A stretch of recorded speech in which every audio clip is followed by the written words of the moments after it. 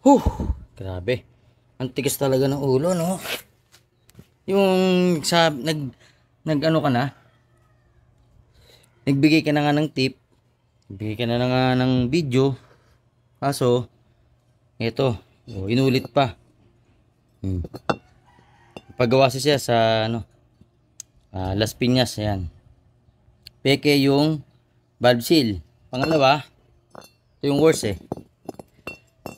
Pinaltan daw yung valve guide. Okay, subukan natin. Ayan.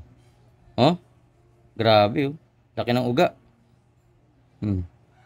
Imbes ko ba sasabihin sa inyo na yung cylinder head ng Rider JFI 115, shooter, Rider crossover, yan, Smash 115 FI, similar po yung mga pyesa niyan. Yung cylinder head, hindi po yan napapalitan ng valve guide.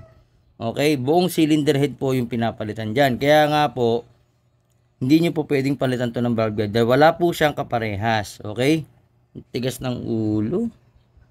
Tragis. Kawawa na naman yung customer, oh. Tapos tingnan mo. Oh, lintik pa mag-gasket maker hanggang loob sa may intake, oh. Walang yan na yan. Ano matutuwa customer sa inyo yan? Nagbabayad naman, di ba? Magbabayad tapos ganito gagawin ninyo. Ginoo. Kawawa yung customer sa inyo. Di ba? Oh, tingnan niyo yung gastos, oh. Oh. Di ba? Di ba kayo naawa sa customer? Oh, kukunin ko pa yung connecting rod sa machine shop. Ilang beses na kayong ano? Ewan ko ba? Ayaw nyo mag-upgrade ng kaalaman nyo. Gusto nyo makontento na kayo sa alam nyo. Ang dami na nag-YouTube, nagbigay ng mga idea sa inyo. Inuulit nyo pa. Puta. Oh? Yan ba matutuwa sa inyo yung customer? Araw lang ang binilang, sira na. Ano, pinilit mo yung valve guide, hindi naman kailangan palitan yan. Disposable tong cylinder head na to. Kung 6 years, 7 years, papalitan nyo na lang. Kung hindi kayong bumili ng brand new, bumili ng second hand. Maghanap kayo ng segunda mano. O, tapos dito, ayan o, kalilinis ko lang. Diba? Nakita nyo yung pagkakaiba? Ayan o, over gasket. Diba? Ano nangyari? Nagpasukan lahat dun sa oil passage. Diba? Nagbarahan sa mga oil passage. Nag-overheat yung makina. Oh, hindi kayo maniniwala? Oh, ayan ha. Malinis na ha. Ayan, malinis na. Pakita ko yung kalahati ha. Oh.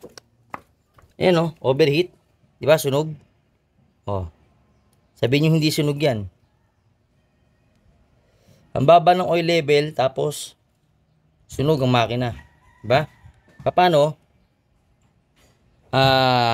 Nagbara yung mga daluyan ng oil passage dito. Papuntang block sa piston. Tapos to yung papuntang cylinder head. Ayan. Oh, nagbara. Oh, tingnan nyo gasket ha. Yan, kawawa customer sa inyo. Yan oh. Debris. Tapos, gasket. Diba? Meron pa yan, mga nakuha ko sa loob.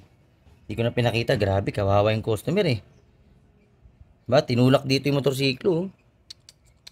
Shush. Ano sa inyo? Naniningil pa kayo ng ganyang kalaki. Mariosep. Grabe kayo maningil sa customer. Grabe talaga. Kawawa yung customer sa inyo.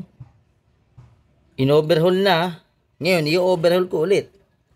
Oh, kasi nasira yung connecting rod, nasira yung mga bearing, ba? Ayan oh. Ba? Oh. Ito kusangan nalaglag eh. Pag baklas ko kusang nalaglag, hindi naman dapat nalalaglag 'to. 'Di ba? Wawa sa inyo. Ilang beses na kayong sinabihan. Matuto naman kayo magkusa mag-upgrade ng learnings nyo. Kawawa yung customer oh. Bago nga yung bell, bago nga yung shoe. Bagong aligning. Malastik ito naman, hindi pinalitan. Oh. Ayan oh. Klaseng trabaho yung pinagagawa ninyo. Di ba kinaawa sa ganyan? Oh? Nakikita nyo naman yung problema. Kung wala kayong pambili ng pyesa, sabihin nyo sa customer. Hindi yung pipilitin yung gawin para lang kumita kayo ng pera. Kawawa customer sa inyo. Ay, nako. Okay, so alas 6 na ng gabi. Yan. Alas 6 na ng gabi. So, ito na. Malinis na yung kanyang makina. No? At yung sira, ito na. Napalitan na ng cylinder head na segunda mano. Then, yan na ibang parts. Yan. Malinis na lahat. Ito, yung kabilang side. Okay, then yun yung mga pyesa. Naikabit ko na po yung bagong bearing. Yun yung luma, no? Then ito yung mga bago. Nakakabit na rito. Yan, oh. Yan. Siyempre, kape muna tayo.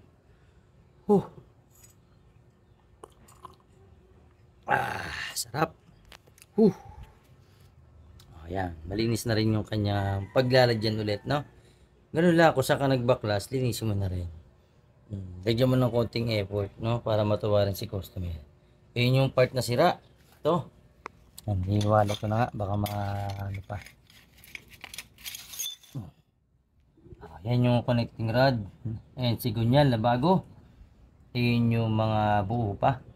Tapos, yan. Yan na yung mga pyesa, no? Nalinis na.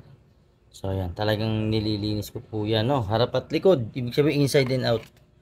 Talagang binabakbak po natin. Okay? So, yan. Pati yung magneto. Ay, malinis, no? Then, ito. Cylinder head, syempre. Kailangan malinis din. Yan. No? Inside and out, no? Okay. Ito. Yan, malinis. Malinis. Assembly na lang. Tapos, ano. So, hindi ako galit, no? Hindi ako galit doon sa, ano ko. Medyo natitrig ako kasi pagka ganun. Naaalala ko yung nangyari doon sa mga customer na dumodoble gastos. Hindi nyo ba naiisip yun? Hindi ba kayo nakukonsensya sa mga ginagawa nyo pag ganun? Kawawa yung customer eh. Ayan, oh. Diba? Kawawa yung customer. So ayan. Konting linis na lang. Tapos finish na ako. Pwede na ako mag-assembly. Ulit lilinisin ko yung kanyang... Ito, wala na to. Dilipat ko na yung mga pyesa kasi may bago ng black. Then, cylinder cover, dilinisin. Saka itong throttle body at saka yung ibang pyesa na lang dito. Linisin ito. Papalitan na rin ito ng bago. May pamalit ng bago. Then, yung other parts, ito. Papalitan na rin. Yan. May pamalit ng bago niyan. Then, ito, ano pa ba? Ayan, linisin nila yung mga yan. Okay? So, yun lang. Konti na lang. Then, assembly na ako. Alright, abangan nyo na lang.